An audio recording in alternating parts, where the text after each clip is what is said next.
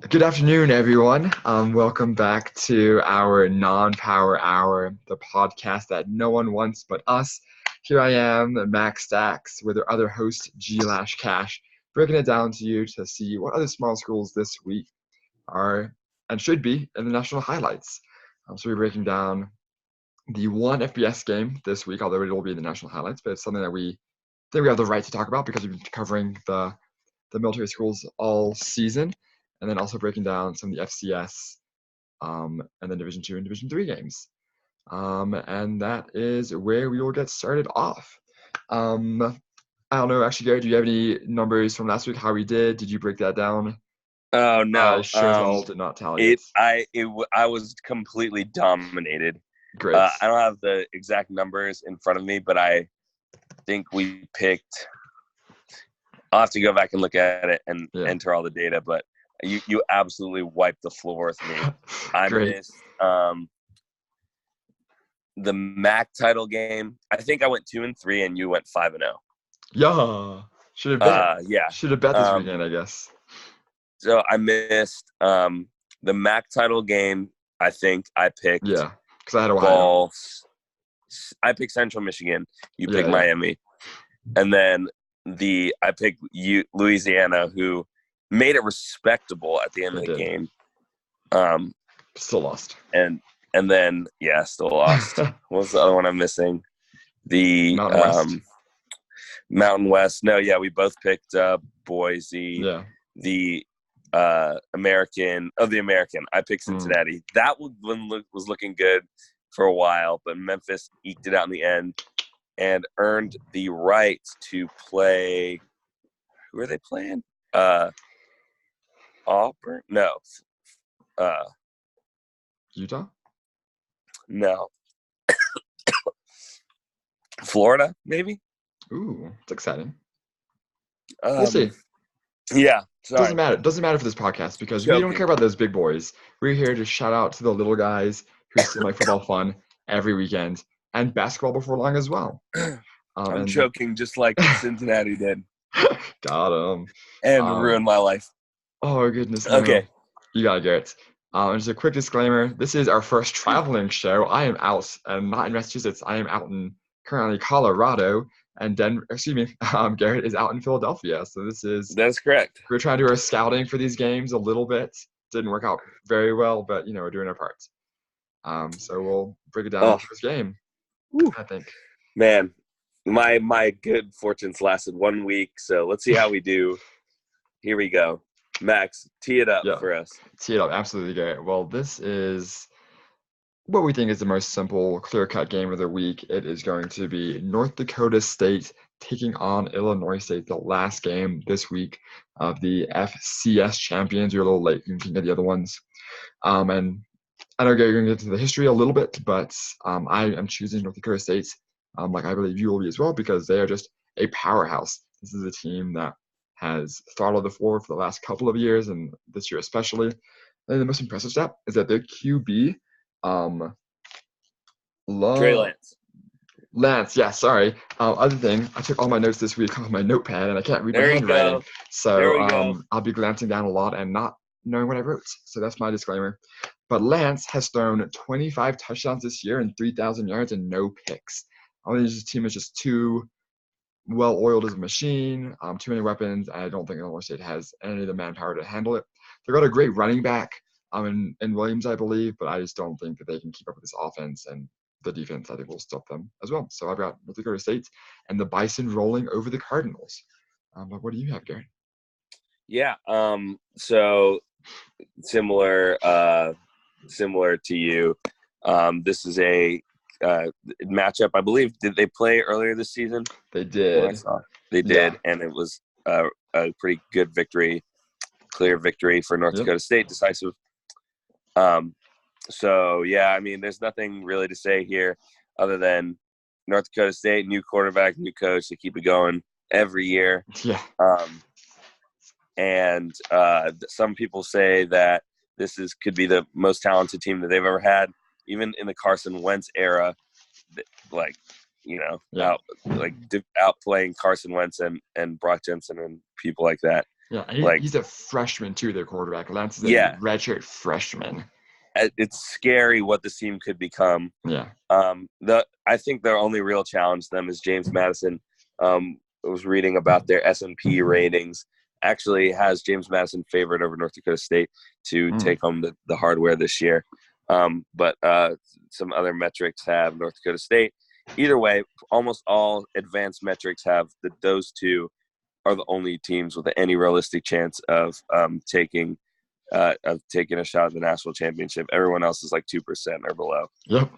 So the Montanas look like they're gonna put their hard-earned Montana strength. Yep. All that cattle Big sky country stuff. Yeah, glaciers and big fat sky. Montana State already advancing earlier today over Austin Peay, who had a great run, by the way. I was reading a great article about how they, just a couple seasons ago, ended a 29-game losing streak this year, making it all the way to the quarterfinals, just a couple touchdowns away from the Final Four. But alas, not to be. Montana's currently dueling with Weber State, and they'll try and get a shot at James Madison, who decisively won again earlier with a dominating defensive performance over Northern Iowa. Yep. So it's looking like it is going to be a collision course for James Madison, North Dakota State. And North Dakota State's only loss in the last 8 seasons in the playoffs has been to James Madison, which is just an incredible accomplishment either way you look at it. So that's what we're looking at in a few weeks from now. But easy game to pick, North Dakota State all the way. Cool. We'll see how it comes out next week as well. Great. Then we'll go to the next segment of covering the Division II championship games, the quarterfinal games. Semifinals. Semifinals. Yep, my bad. You're good. Cool. Well then, Garrett, do you want to break down the first game for me? What are you seeing? Yeah, so this is a game that I think we both agree on. Slippery Rock and Minnesota State. Yeah. Max obviously has a little soft spot for his Minnesota State boys. Ski-U-Mah. Home University of Adam Thielen, the hometown hero, with his silky yellow gloves. And I like them in this matchup predominantly. And Max and I both analyze this the same way. When you look at these two teams on paper, Minnesota State is very run-heavy offense. They run for more yards than they pass for every game on average this season. Whereas Slippery Rock, both these teams are undefeated, by the way. Yeah. 3 undefeated teams made it to this stage. And the reigning champion was defeated by West Florida, who would have been a 4th undefeated team. But we'll get to that in the next segment, in the next game. But Slippery Rock, who's hosting this game in Slippery Rock, Pennsylvania, is going to host this game on a slippery field. Yeah. It's going to be very rainy and cold, but they are a very pass-heavy team. And the weather's going to be awful from what I see. And even though Slippery Rock may have be somewhat used to it, I think like the weather is a great equalizer, and it's very conducive to run-heavy attacks. So we'll see how that goes. I think it could be a very exciting game to watch on ESPN Plus or whatever it's on. One of those shows. Which nobody has. But, I like the run-heavy Minnesota State offense. Max, do you have anything to add to this matchup? Yeah, I do. Nothing major. I think, like you said, this Minnesota State team is very impressive on the ground. They've run for 3,000 more rush yards than their opponents all season, and some teams have even eclipsed 3,000 in this team. That's unbelievable. Yeah, absolutely. So great run defense, astounding rush offense. And, although, like you were saying, Slippery Rock's a great passing offense, they've got a 4,000-yard passer in Rivers and very nearly a 3,000-yard receiver. It's like 150, 180 yards away. Right. This is an explosive offense as well, but yeah, this weather I don't think will be conducive for their offense, and they like to play the ball or play the game. But I will say my one concern for Minnesota State, from my researching them, is that they play with two starting quarterbacks that they rotate in pretty frequently. They both made 13 games, both have thrown about 150 passes each and completed about 50% of the passes. So my concern is just, if they, do they go with a hot hand, and, if no one has a hot hand, how does that affect the team? If does it break momentum as well, switching out the quarterback so much? So I would be curious to see how that works out here. But again, just because they are so run heavy, I think that they will be able to pull it out given all these conditions. I mean, just think about how if you're outgaining your opponents by 3,000 yards on the ground, that means you're outgaining them by like almost 300 yards per game. Yeah. And I mean, if you even get 300 rush yards per game, that's insane. But they obviously know how to expose run between the tackles and outside, and they know how to plug the gaps as well. So this is just a phenomenal rushing team. And as you're alluding to the two quarterbacks, and this a run heavy team, I think that they'll just be called on to, make easy throws, take what the defense gives them. It seems like that's what they've been doing all year with Lowe. Catch the snap, hand it off. Yeah, catch the snap. That's all it is. Left or right, that's the decision. Left or right. There you go. What side? It's really tough, to get left or right. You can't really trust. Mm-hmm. No, I don't know. Just looking clearly, they low yards per attempt this year. Yeah. So their offense is obviously predicated on the run.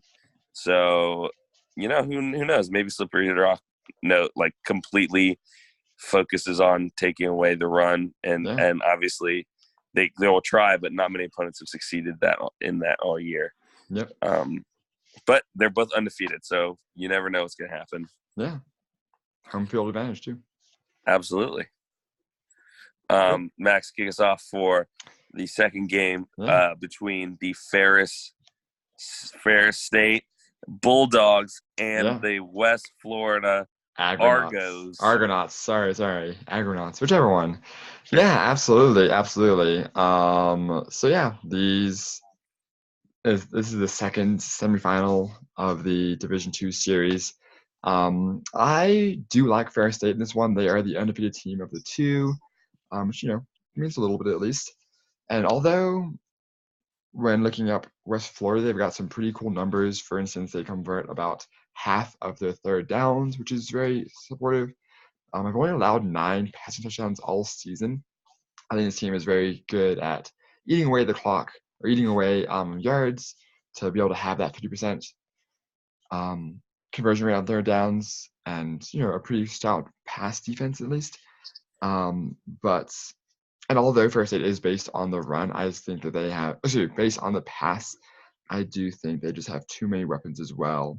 Nope, sorry, that is incorrect. Ferris State runs a lot. They average like 300 yards a game as well. Right. Which I think is going to be West Florida's weakness here. They've got a very good pass defense, especially in terms of that touchdown percentage. But that's just not how Ferris State operates. So I do see Ferris State defending their home turf, pulling out the win against the very sneaky and very magical West Florida team. But that is my thoughts. Garrett, what are yours? Yeah, I've disappeared a little bit. You did. I'm just gonna go with the hot hand here. West Florida has. Sorry, and I'm you can't see me right now. They have eked out a couple of close wins in a row, but one of those close wins was to the number 1 ranked and defending champion Valdosta State. Valdostes. Yep. No, I don't know. Bulldogs too, I thought. Bulldogs? Yeah. I thought so. They they really controlled the clock in this game. They were actually really dominating the score heading into the fourth quarter. They kind of let them come. They kind of let Valdosta State come back with 21 points in the fourth quarter. Yeah, I mean that they said that. I've read articles that have said that last year Valdosta State may have been the best Division two football um, Division two football team ever Damn. to play. So I mean, you talk about dominant teams. I mean, it's obviously an incredibly impressive win. As I mentioned, they possessed the ball for 35 plus minutes. They converted on 8 of 15 third downs and fourth of 4 fourth downs. But here is the best, most efficient stat that they have is that they went 5 for 5 in red zone scores. So I mean that you're going to need to do that when you face a team as dominant as Ferris State. And I'm back. And yes, so I think if West Florida can continue to in shorter field situations, be able to score points that way, that's a very invaluable tool. So give me the West Florida Argonauts in a stunner over Ferris State, continuing their magical run. These are the two most recent they competed in the final semifinals the last 2 years. They were the last two runner-ups. So last year it was Ferris State. The year before, West Florida.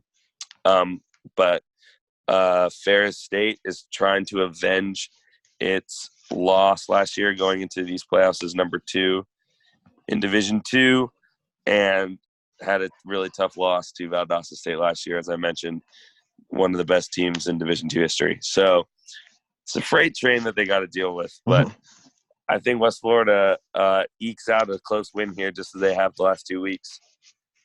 Surprise is another name as they go up to Big Rapids, Michigan. Not Grand Rapids, Michigan. They're two different cities. Interesting. Yeah, I got Ferris State in the Division II semis, and that will bring us further to Division III. Yeah. And we have the Muhlenberg College Mules against the North Central Illinois Cardinals, the state bird of Illinois. I did my state report on Illinois in 5th grade, so I know that. There you go. Muhlenberg, the only undefeated team left in the field. This is their first ever Final Four appearance. Yeah. And when you talk about dominant programs in Division III, the first name that you think of, the team that Max covered earlier this season, the Mount Union Raiders in Ohio. They have won, or at least made an appearance in almost going back to 2005, I think just one time they have not made an appearance in the Stag Bowl, which is the championship game for Division III. Wisconsin Whitewater also had a dominant run there. We'll get to them in a second. But North Central beat the number 1 ranked Mountain Union Raiders, and they do it behind a dominant rushing attack that averages over 6 yards per rush. It's going to be kind of strength against strength because Muhlenberg holds opponents to under 3 yards per rush. So something's got to give here. I like North Central's chances because they, I think they're just like every place in the Northeast right now. It's really cold. The weather's going to be terrible in Allentown, Pennsylvania, where the game will be held this week. But I also think that North Central has played a tougher schedule all year. Their only loss was to another great opponent in Wheaton College, ranked in the top 10 of Division III. And they've been able to run the ball against very powerful defenses all season. They'll again, the weather will be conducive to their strong running attack. They'll be able to control the clock, and I think that they will actually win this game by a touchdown or two over the Muhlenberg Mules in their first Final Four appearance. And this is my small school of the week. I want to introduce the North Central College Cardinals, and I'm going to step away for a second. But don't mix this college up with a number of different colleges that I'm sure have similar names. Or high schools. Yeah, or like high schools. When I was researching this, there's another school in San Diego called North Central without a space. So this it was founded in 1861. It's in Naperville, Illinois, not far from Chicago. They compete in the College Conference of Illinois and Wisconsin. And if you look at the Division III conferences, most of them are very named after just one state in the country, which is kind of interesting, I think. They're associated with the United Methodist Church. And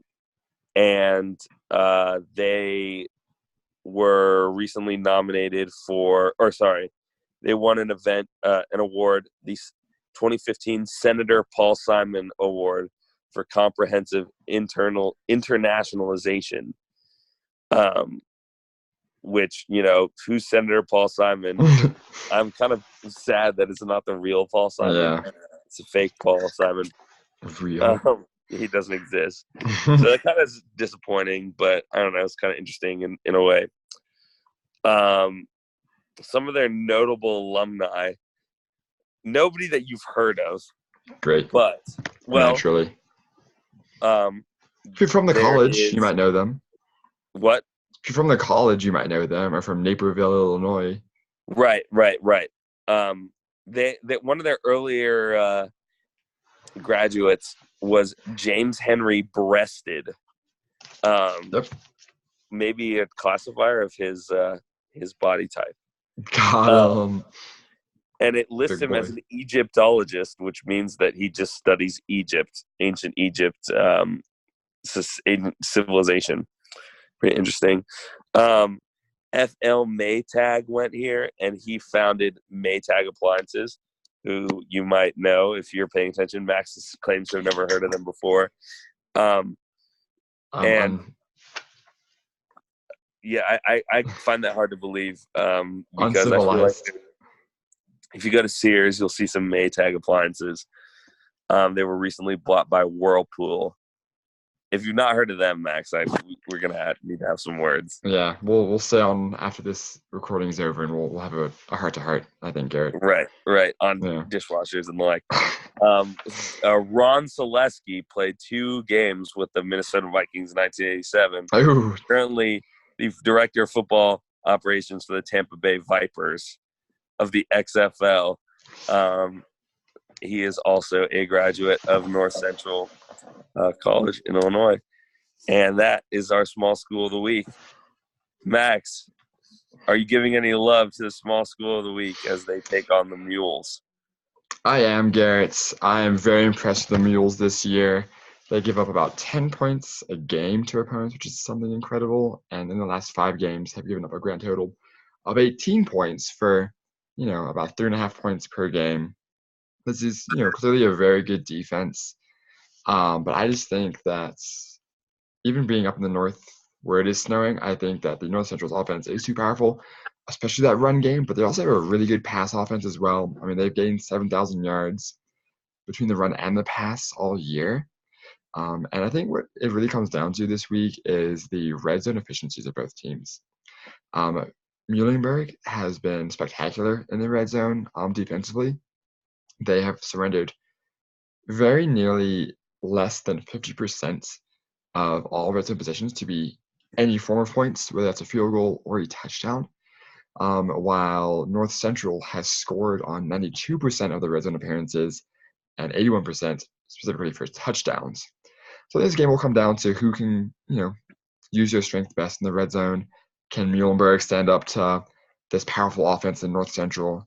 And I just don't think they can. I do think North Central is too balanced. I think that the running game is something spectacular. And even though Muhlenberg has been great all year. I think the Asses will get their asses kicked down in the red zone. Hey, That was on the fly. there we go. Good job, Max. Thank you. We'll be here all week. Come We'll find be in us. Aspen all week. Yeah, hitting these slopes. Yo.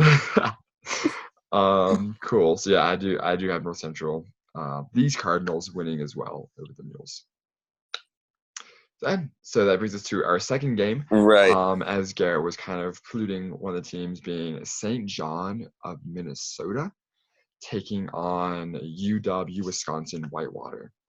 And I was choosing St. John again because I love Minnesota and I want to move there one day. So I'm very biased and I'm going to show no shame in that. It's worked very well in this podcast so far.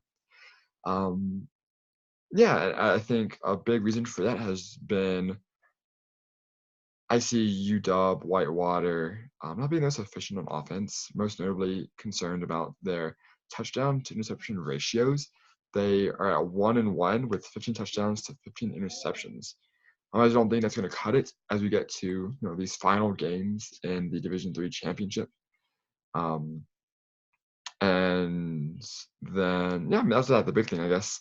I have no idea what my notes say otherwise. I have red zone and touchdowns in my my notes. I don't know what that means really. So hopefully they're good in the red zone. Couldn't tell you. But the one thing I wanted to bring up was that St. John's is terrible at kicking, which could come back to bite them in the butt here. They need a young Ho Koo on their team. They do. Or the Patriots, who apparently picked up some like YouTube football star to kick field goals for them. I don't know. Hey. But yeah, no, they are 1 for 7 on the year for field goals, and I've missed like 10 extra points in the 30 or something touchdowns they've scored in the red zone. So like that, I don't know, it's crazy. They're very bad at kicking. They clearly don't trust their kicker. The one game they lost was in overtime, where they lost 7 by 8 points. Where the opposing team got a touchdown and they only got 6 points. So whether they went for 2 and missed it or they missed the extra points, I don't know. But they lost for that reason. So then that could come back to bite them, especially if this game becomes very close and every point will matter. But I do think St. John's will be able to pull it out with their pass-heavy offense against UW Whitewater. Yeah, Max, I think your biased, rosy color glasses at Minnesota fails to help you analyze the whole picture when it comes to these teams. Especially because there's only one Division I team in Minnesota. You don't have to worry about too much that affecting you. But in these leagues where there's more and more Minnesotan teams. I got a story about that, by the way. That is true. So I want to highlight Wisconsin Whitewater. They, as I mentioned before, they had a really good run at the Stag Bowl, in the D3 championship game. When I was growing up, I used to pretty much watch any college football game that came on TV before the days of ESPN Plus, where you have to pay for content. Like, it's the biggest BS of all time. And every year, it seemed like from 2005 to 2011, every single season, it would be Mountain Union against Wisconsin Whitewater. They've switched off who was first and second ranked, or who was favored coming in, I guess. I don't think they're totally seeded. But for 7 straight years, they faced off against each other. And then they took a 1 year, Wisconsin Whitewater took a 1 year break. And then they came back at 2 more matchups. Wisconsin Whitewater won both. But since then, Whitewater hasn't been back since 2014. I think this is the season where they're trying to finally get back, break through again. And their defense has been what has helped them to their 12-1 record so far. I mean, it's the only way that you can really explain the success because of their inconsistent offense, a very turnover-prone offense, is that they force lots of turnovers. Also, they hold some very high-powered offenses to some incredibly low numbers. Last week, they held perennial power in the last few seasons, Mary Hardin Baylor, near Baylor, Texas, Waco. Sorry, I can't even talk apparently. Baylor. Yeah, they held them to 7 points in the game. Just completely dominated. The final score wasn't even really as close as it showed. So yeah, I don't want to jump off and dig for some stats anymore, but yeah, this is a team that really controls field position.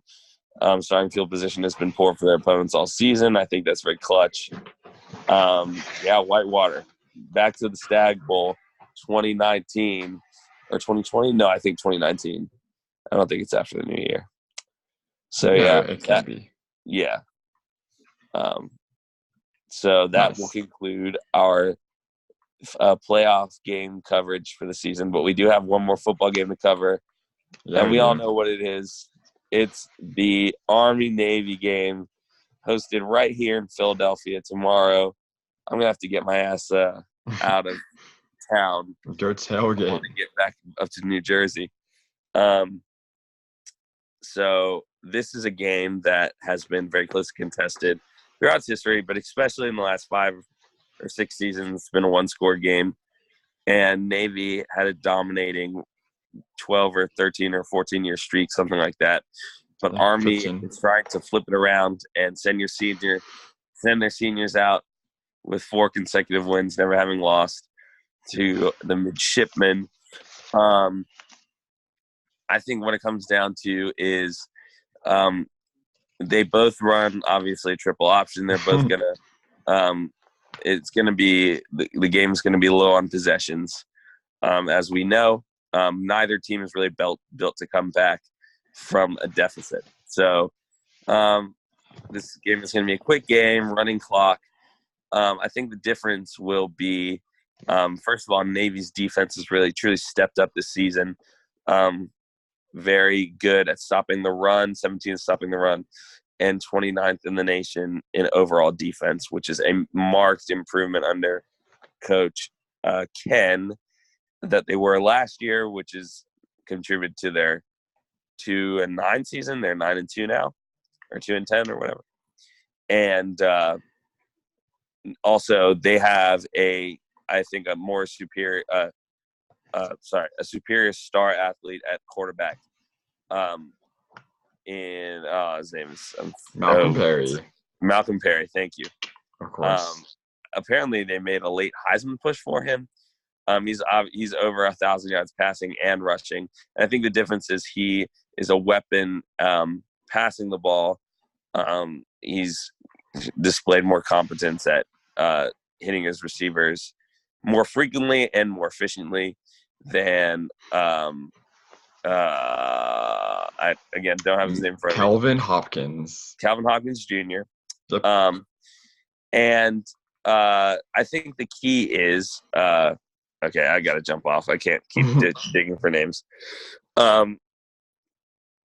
Army had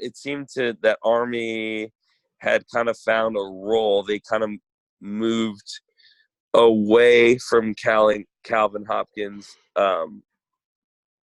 and they kind of shifted to Jay Laws. What's his name? Yeah. Jabari Laws. My apologies. Sorry about the production quality. Jabari Laws, if you look at his stats, he's more efficient passing and more efficient runner. They kind of shifted his direction, unfortunately, going down a few weeks ago with the ACL, and they had found a lot more success putting up points. And when they hadn't had success, it's because they've been held to under 3 yards per rush in their most recent 2 losses. Besides this Hawaii game, they put up 31 points, but San Diego State and Air Force, I believe, no. But, yeah, so I don't think Hopkins is as much of a threat to step out to pass. I think it's obviously the scheme is something that both these teams are very prepared for defensively. But in the end, I think the weapons for Navy are just a little bit stronger than they are for Army. Obviously, I don't think either team will break away just because of the pace of this game. It's not really they don't really score quickly. I think it'll probably come down to one score again, but a score in which Navy kind of is a more controlling of the of the play throughout, and they'll get the win. So yeah, Great. that's what I got, Max. Yeah. Well, hear you're saying, but I will take Army. I do admit that I think Malcolm Perry is markedly better than Calvin Hopkins is in terms of the quarterbacks, and he is just spectacular. He's rushed for exactly 1,500 yards this season. So I do think they have the more talented team, especially on defense, like you were saying. But this is a rivalry game. This is probably gonna be a pretty snowy game as well. It was pretty snowy 2 years ago. There's a polar vortex, so a big one just from the hits this week in the Northeast as well. So I think the conditions will be ripe for a very low-scoring game. So it'll come down to execution, and it'll come down to the will of the players. I think that both teams are playing for a lot. The Army seniors are trying to have this shutout, 4 years in a row winning clean sweep over Navy, and Navy seniors are trying to beat them once even, and trying to not be the butt end of that joke.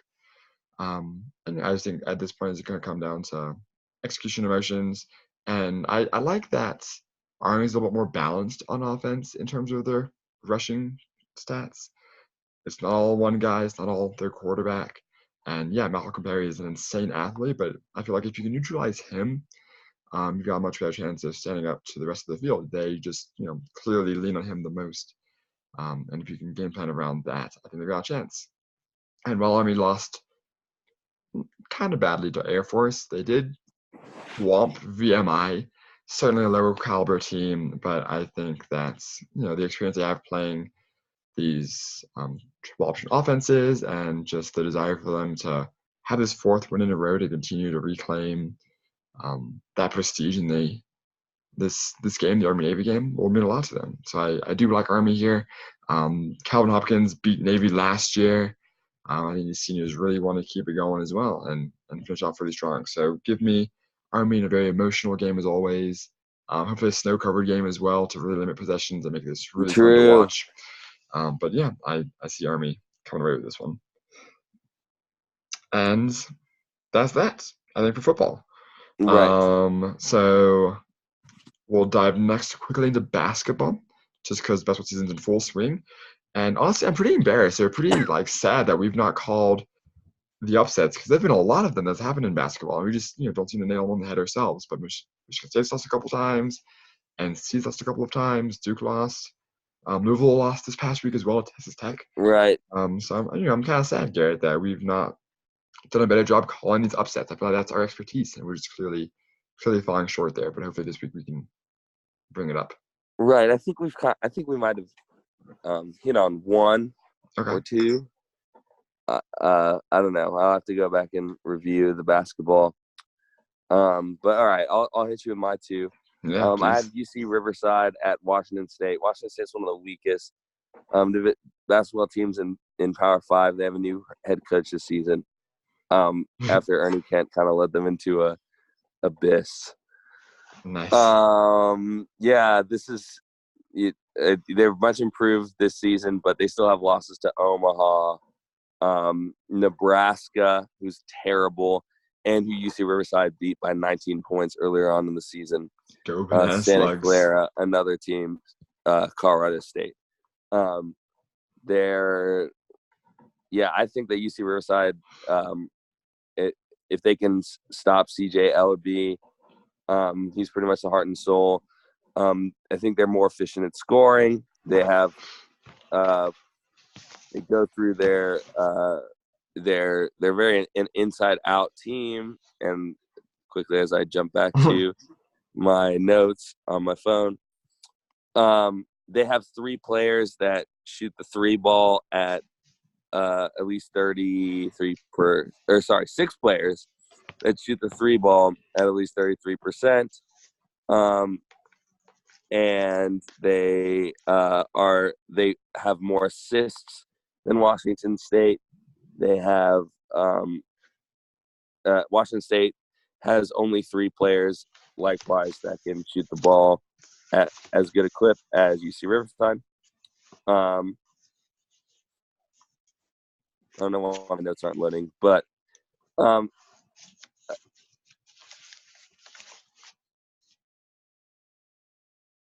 Did you cut out, my guy? Because I cannot hear you, which is good. Essentially speaking, they go inside out. They're top the Riverside 11-8.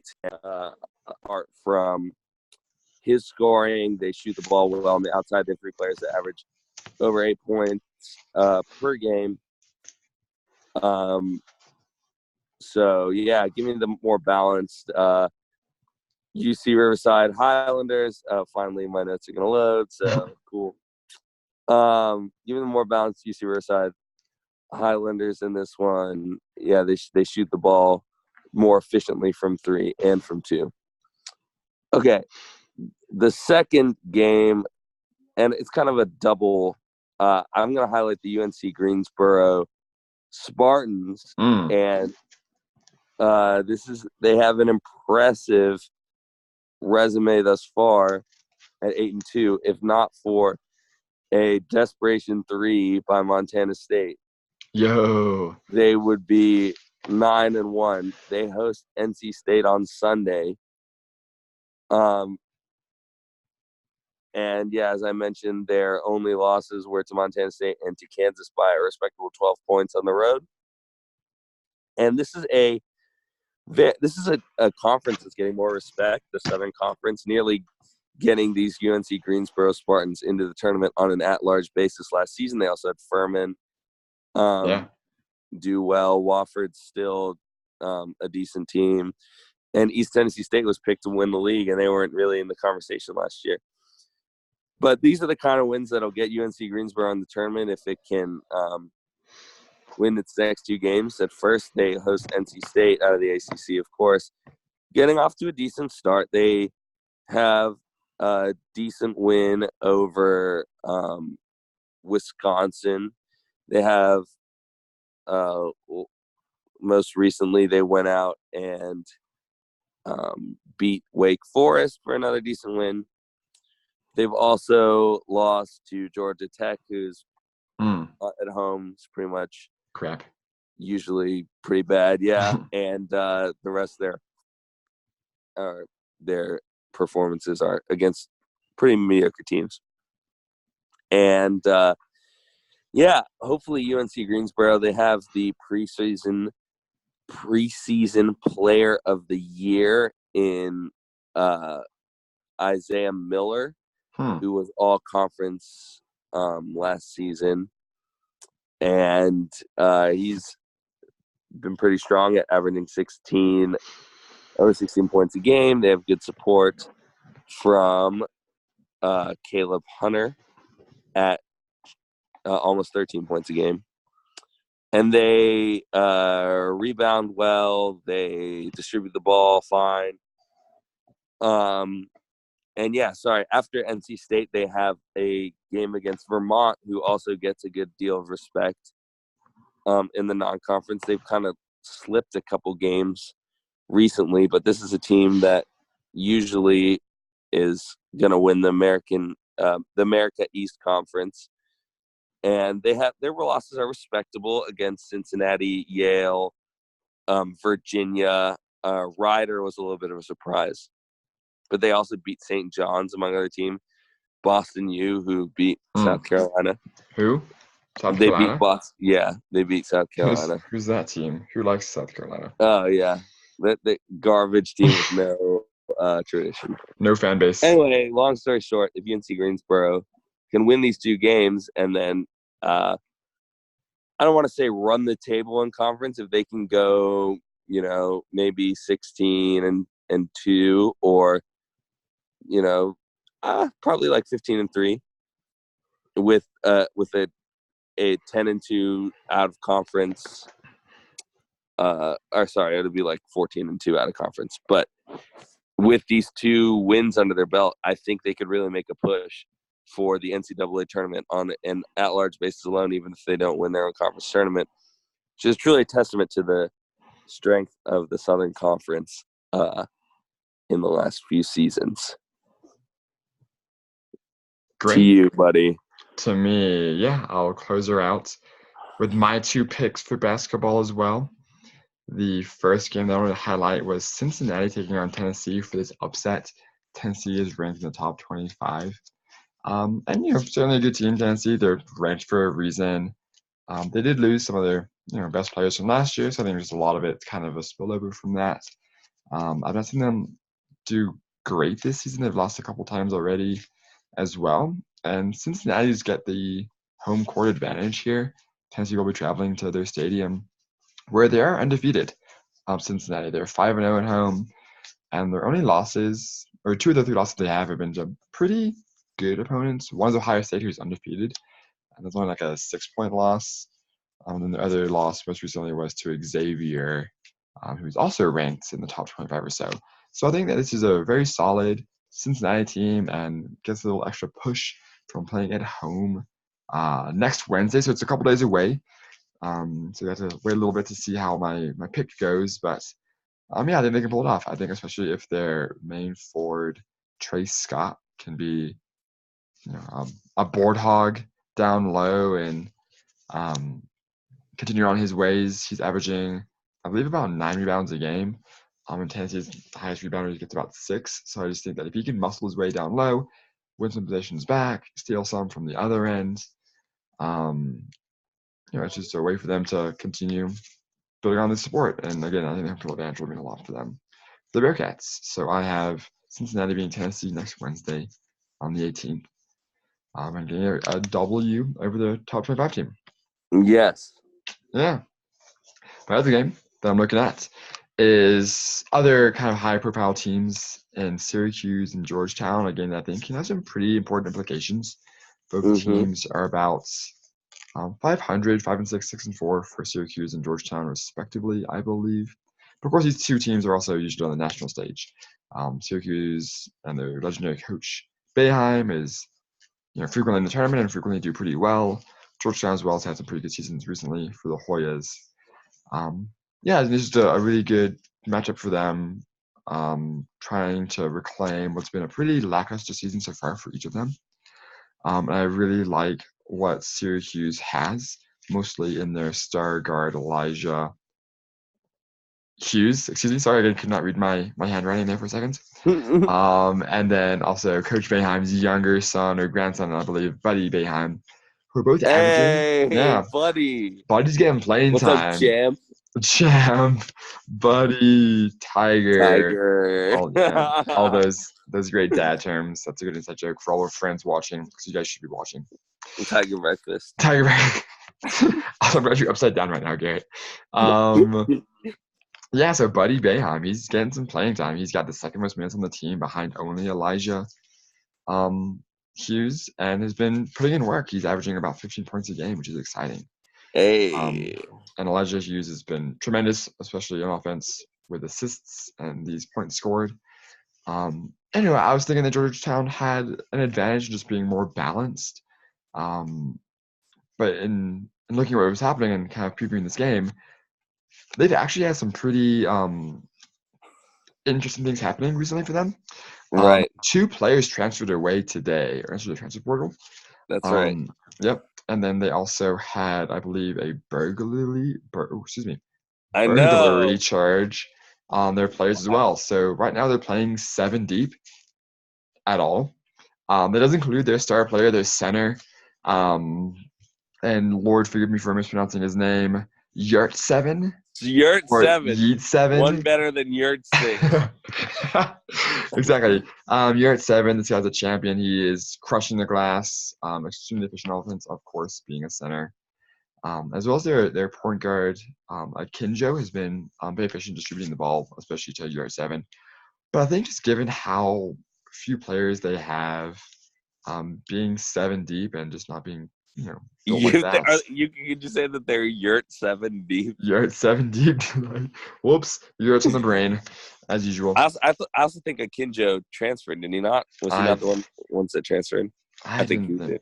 Oh, well, then, fooey on them. They're actually screwed. Yeah, so we'll see what happens. They are playing at home. They are favored by a couple of points. But of course, Jim Boeheim's a legendary coach for Syracuse, and I think he'll learn how to take advantage of this very strapped Georgetown team, mostly by running all over them and just wearing them out. So I see Syracuse winning that, trying to get on track the rest of the season before ACC play starts, where it's a pretty wide open field, given that everyone's lost, I think, once now, with Louisville losing this past week. So give me Syracuse and the orange over the Hoyas. Hoya! Hey. Great. Um, Then yes, you're sending us off with the stat of the week. I am. One I found just minutes before starting this podcast because I forgot to look up one beforehand. Did you know, Garrett, that this day in history, back in 1983, has the highest scoring NBA game of all time between the Detroit Pistons and the Denver Nuggets? And how fitting, given that I am currently in Denver and Colorado right now in Aspen, specifically. Hey, Yeah, the game ended with Detroit winning in Denver 186 to 184 for a grand total of 170 points. 370 points. 370 points. Lost a couple hundred there. Did you take the over or the under in that one? I took the under, and I was sorely mistaken. Negative 12-year-old me just didn't know how to bet those days. I know. But He was really naive. Yeah, didn't even know what the world was like. But yeah, it was crazy. Crazy. The game went to triple overtime. And that was the, of course, only time where a team pulled away. It was neck and neck the entire way, and about 140 points scored each in regulation, even before overtime started. So it was very high scoring beforehand, but just kept ramping up with these two. And I believe the coach of the Nuggets Mm. was Paul Westhead. I always mix it up. There's a Paul Westhead and a Paul Westfall. Paul Westhead, known for his run and gun offense. They literally shoot the ball immediately down the court. And in 1990, he famously led the Loyola Marymount Lions to the Elite Eight behind after Hank Gathers died. Yeah. So yeah, he famously took that team with they score 100 points a game. Yep. I would guess yes, on that huge run. There's a good 30 for 30 about it, so you should. That's a good one for if you're watching this podcast. Shameless plug. It's called no idea. But it's about you can find it. No, the Guru of Go. The Guru of Go. Okay. That's cool. It's a good one. It's a little bit sad, as you might expect, but yeah. For sure. So high scoring game. I think what's fascinating about this as well is that in the starting lineups for both these teams, Detroit and Denver, only one person had less than a 50% field goal percentage rate for the game. So they're shooting a lot. They were shooting very efficiently. Wow. Yeah. The only guy that scored less than 50% was at 37.5, making 3 of his 8 shots. Such crap. Really sucks. Honestly. If he had made that one more shot, he would have made the record. Legendary. Yeah, 10 for 10 starting players shooting 50% from the field at least. So yeah, just some interesting stats in this Friday the 13th podcast. Episode 8, I think, for the non-power hour. I don't know where we are anymore. I'm just here to have a good time. Yeah. And that's why I do this. I'm here to not get fined. Yeah. If you're watching this, go to Vegas. Shout us out to your friends. Put my bets in, not Garrett's. My bets will win you money. Garrett's probably won't. Probably won't, if we're being totally honest. But yeah, that wraps up episode 8 for us. And next week we're going to cover again some bowl games, some more playoff games, some basketball, some field hockey, some water polo. Yeah, naturally. Baseball. Gymnastics. Yeah. I don't know what baseball is. What's that? I don't know. It's too common. I shut my brain off after the World Series. Or after the NLDS. Apologize. Damn. Go Dodgers. Go Dodgers. Trade Kershaw away. No! He's still good. Just don't play him in the playoffs. Just don't put him in. We'll just bench him, yeah. All Great. Right. Thanks, fam. Thank you for watching. That's Max. I'm Garrett. We'll see you next week. Go Cox. Go Cox. All right. Oh, shit. That's my video. How do I stop recording?